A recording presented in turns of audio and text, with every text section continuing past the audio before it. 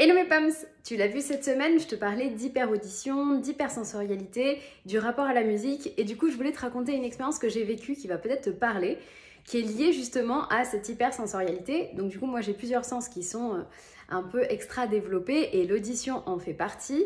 Je te parlais cette semaine des avantages que ça pouvait avoir parce qu'on parle toujours des inconvénients. Donc oui, je ne supporte pas le crissement d'une craie, les bruits de moto, le tic-tac d'une horloge qui me rend dingue, les bruits de certaines personnes qui me mastiquent, etc.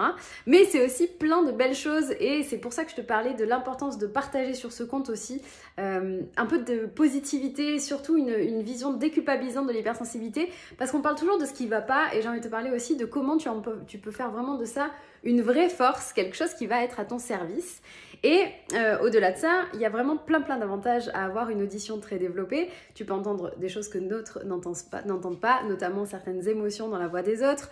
Tu peux te régénérer juste avec de la musique. Bref, plein de choses super positives. Et en fait, c'est quelque chose que j'ai mis beaucoup de temps à prendre conscience parce qu'on en parle très peu. Et je voulais te faire un peu une story time sur quelque chose que j'avais vécu. Quand j'étais jeune, du coup, j'ignorais un peu les caractéristiques de mon hypersensibilité.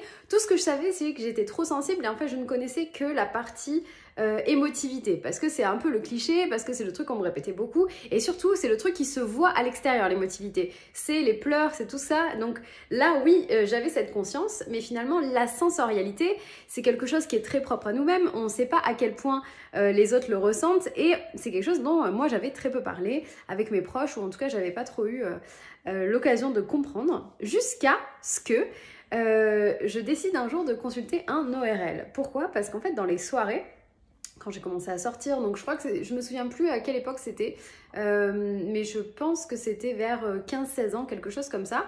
Quand je sortais, que j'étais dans des soirées ou que j'étais avec des amis, je faisais énormément répéter les gens. Je leur demandais toujours de répéter, j'entendais pas bien.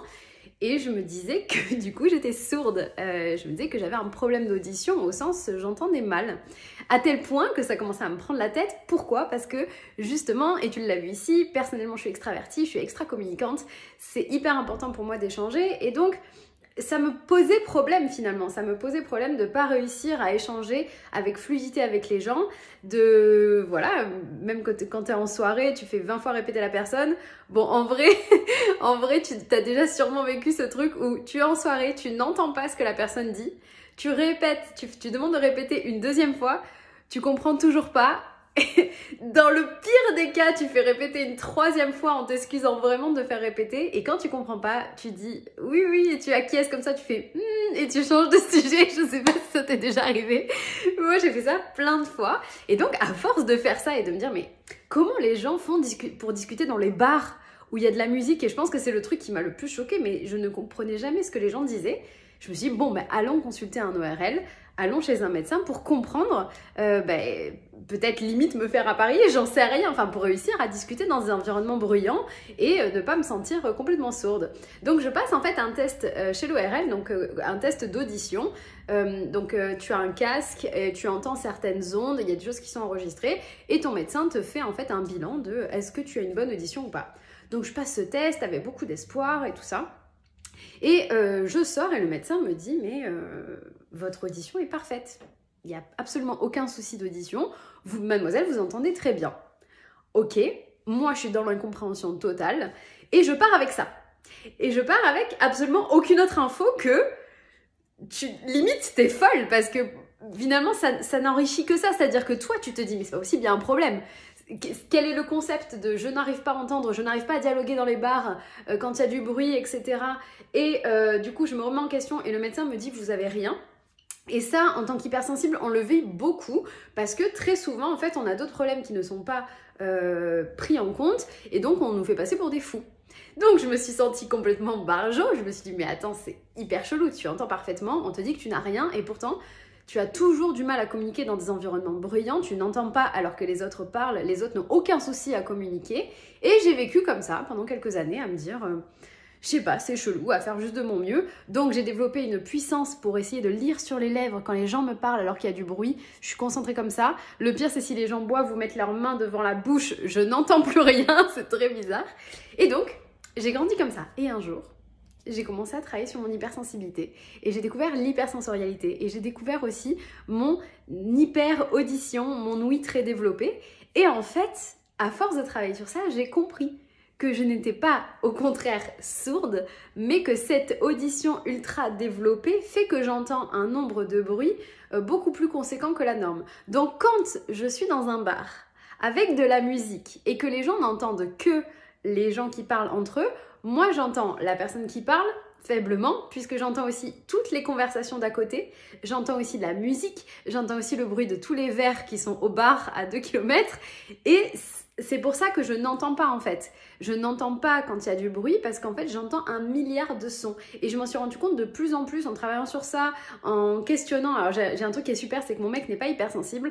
Et donc du coup je fais plein de tests avec lui en mode et là t'entends et ça t'entend pas.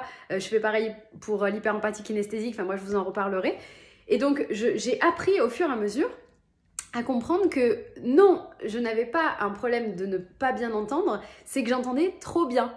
Et à force d'entendre trop bien, j'entends aussi beaucoup de choses et qui fait que du coup le traitement d'informations quand je suis dans des soirées et quand il y a beaucoup de bruit, etc. Rend ça très difficile et c'est pour ça que je ne peux quasiment pas communiquer dans des environnements bruyants. Et j'ai vraiment envie de vous raconter ça parce que je suis quand même passée par un médecin quoi. À la base, je suis quand même allée consulter un ORL spécialiste de l'audition. J'ai fait un test qui m'a coûté quand même un bras parce que ces trucs-là, c'est pas surtout quand t'as pas de problème annoncé, du coup c'est toi qui demandes. Donc si tu demandes, on considère que t'as pas de problème, donc du coup c'est pas remboursé. Et bref, tout ça pour vous dire que on est mal informé. On est assez mal informé sur ça et que je veux prendre la parole pour ça parce qu'il y en a plein qui doivent vivre cette situation, qui doivent mal comprendre, qui vont se dire mais je suis folle à pas entendre comment les autres ils font pour réussir à parler. Non, notre hyper-audition c'est aussi ça et c'est pas un problème à partir du moment où tu le sais. Moi j'avoue que maintenant je sélectionne avec beaucoup d'attention les environnements dans lesquels je vois les gens. Je sais que c'est pour ça que j'aime pas trop faire des soirées dans des bars ou des discothèques où alors faut pas me parler, j'y vais que pour danser, on n'en parle plus, bon même si j'ai un peu passé l'âge. Du coup vraiment c'est important pour moi de vous communiquer ça, vous n'êtes pas fou. Non, vous n'êtes pas fou parce que je me suis sentie folle beaucoup trop d'années. Il y a toujours une raison et c'est pour ça que c'est important qu'on puisse prendre la parole, qu'on puisse parler de l'hypersensibilité, qu'on puisse être de plus en plus nombreux à parler de notre sensation de l'hypersensibilité parce que finalement c'est aussi ça.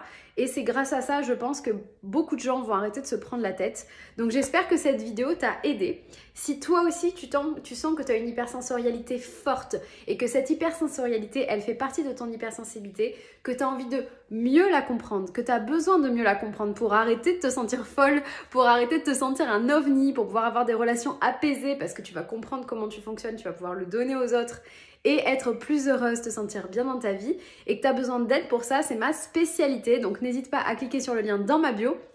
On parlera de ta forme d'hypersensibilité, de tes spécificités et je t'aiderai à comprendre justement comment te créer un environnement qui va être en adéquation avec ta façon d'être, qui va être au contraire au service, une hypersensibilité qui va être au service de ton bonheur et que tu puisses arrêter de te prendre la tête avec tout ça. Donc voilà, si ça t'a aidé, n'hésite pas à la liker, à me commenter pour dire si toi aussi tu as déjà vécu ce truc de ne pas comprendre, de ne pas entendre dans des environnements bruyants. Peut-être que tu as vécu un même parcours que moi et n'hésite pas à partager cette vidéo à quelqu'un qui vivrait la même chose. On se retrouve très bientôt pour de nouvelles vidéos et puis on se fait plein de gros bisous et voilà, bye bye.